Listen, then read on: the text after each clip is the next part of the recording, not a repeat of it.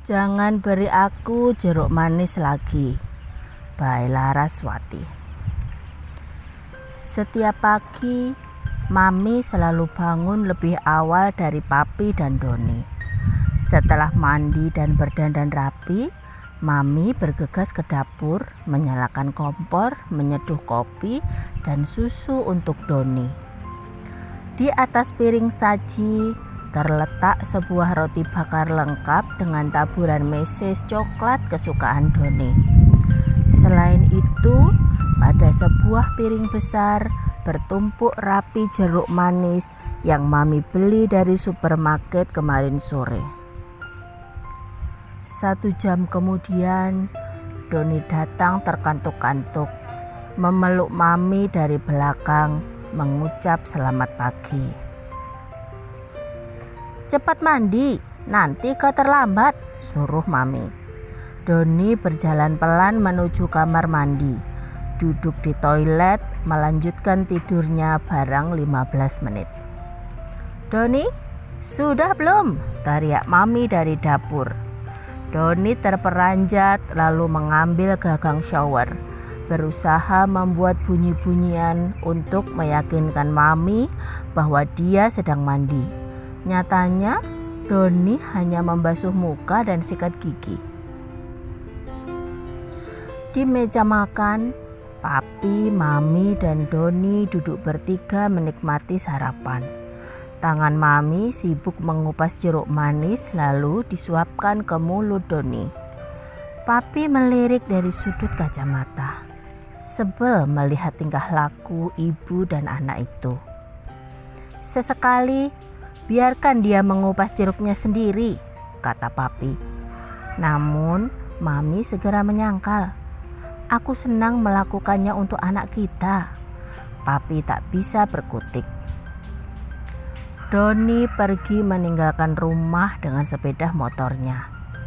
Tahun ini dia sudah kelas 3 SMA. Dia tumbuh menjadi seorang pemuda yang tinggi, besar, dan tampan. Di sekolah dia menjadi juara kelas dan idola gadis-gadis. Tapi Doni tak menghiraukan semua itu. Dia bahkan tak tertarik memiliki seorang pacar. Dulu pernah sekali dia dekat dengan seorang gadis teman sekelas, Nita namanya. Namun hubungan mereka tak lebih dari sebulan. Doni kewalahan menangani Nita yang senang sekali telepon setiap saat. Nita juga gemar mengirimi Doni berbagai pesan teks dan suara hanya untuk hal yang remeh-temeh. Ucapan selamat malam dan pertanyaan apakah sudah makan misalnya. Doni juga enggan ketika pada suatu hari mereka berjalan-jalan di mall. Lalu Nita meminta untuk dibelikan sebuah jepit rambut. Doni tak suka Nita meminta-minta dan manja, meski hanya sebuah jepit rambut. Terlalu merepotkan. Suatu saat, ketika Nita ulang tahun ke-17, Doni tak memberi apapun, bahkan sekedar ucapan selamat. Nita merasa Doni tak perhatian. Lalu mereka bertengkar dan putus. Nita menangis terseduh. Doni hanya menatapnya dingin. "Kenapa dia menangis?" pikirnya. Sejak saat itu, Doni tak pernah mengenal seorang perempuan. Hanya satu perempuan yang ada dalam hidupnya, yaitu Mami. Mami adalah segalanya. Mami adalah perempuan ideal di matanya. Dari pagi hingga malam, mereka selalu berdua. Hanya terpisah saat sekolah saja.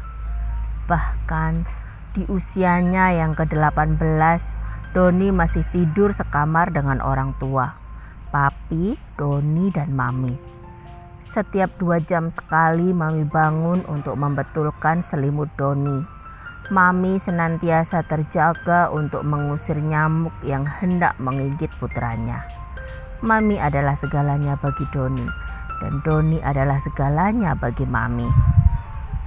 10 tahun kemudian, ketika Doni sudah berumur 28 tahun, Ketika Nita sudah memiliki seorang anak dan teman-teman sekelasnya sudah berumah tangga, Doni masih juga melajang. Dia meneruskan usaha papi memimpin toko bangunan. Usahanya berkembang pesat, namun Mami mulai gelisah. Dia melihat putranya dewasa, tapi tak sekalipun melihat putranya berkeinginan melepas masa lajang. Beberapa kali papi mengenalkan Doni dengan putri koleganya, namun hasilnya nihil. Doni menolak dengan alasan belum siap berumah tangga. Dia sibuk mengelola usaha dan masih tidur sekamar dengan orang tua. Setiap pagi, mulutnya masih terbuka untuk menerima suapan jeruk manis dari Mami, hingga suatu saat papi pergi meninggalkan mereka. Mami semakin terpuruk setelah kepergian suaminya. Bagaimanapun tugas belum selesai. Doni masih melajang dan dia terlalu sayang meninggalkan Doni sendirian di dunia ini. Semakin dia merasa takut, semakin dia menderita. Namun Doni tetap bergeming tak bergerak. Baginya tiada perempuan sehebat Mami. Dia hanya mau menikah dengan perempuan seperti Mami. Mami yang pandai memasak, Mami yang selalu berbau harum dari pagi hingga malam, Mami yang bibirnya selalu kemerahan, Mami yang tak pernah marah dan selalu menyuapinya jeruk manis setiap pagi. Mami adalah perempuan sempurna. Doni tak mendapatkan perempuan seperti Mami selama ini. Suatu subuh, Mami dilarikan ke rumah sakit karena serangan stroke. Doni menangis meraung memanggil Mami. Mami, Mami, jangan pergi Mami. Dokter dan perawat berjalan cepat di ruang UGD. Selang-selang terhubung pada tubuh Mami. Matanya terbelalak seperti mencari-cari sesuatu. Mulutnya menganga hendak mengucap sesuatu namun tak bisa. Doni tetap menangis meraung-raung. Suatu hari Doni melamun di meja kasir. Para pekerja toko berlalu lalang melayani para pembeli. Doni, seorang pemuda pewaris toko bangunan terbesar di kota B, memiliki kekayaan yang lumayan besar di usianya. Duduk termenung dia di meja kasir melihat angka-angka pada layar komputer. Pandangan matanya kosong. Sesekali menyeka air mata yang jatuh berlinangan. Para pegawai tak berani menegurnya. Seorang pegawai nakal menerima uang dari pelanggan dan menyimpannya dalam kantong sendiri. Doni tak tahu apa-apa tentang apapun. Yang ada di kepalanya hanya Mami. Dia merindukan belayan dan sapa lembut ibunya. Mami yang manis yang senantiasa menyanyikan lagu Doni Bobo sebelum tidur.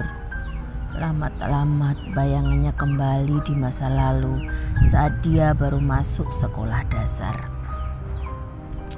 Mami, jangan berikan aku jeruk manis lagi.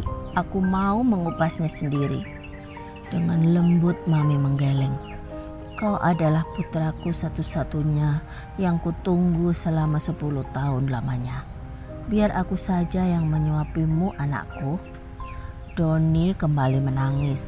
Seandainya saja dia bersikeras mengupas jeruknya sendiri. Mungkin kehilangan Mami saat ini tak begitu menyakitkan. Para pekerja kembali berlalu lalang melayani pembeli. Seorang pegawai nakal menerima uang dan memasukkannya ke kantong sendiri. Doni kembali menyeka air mata.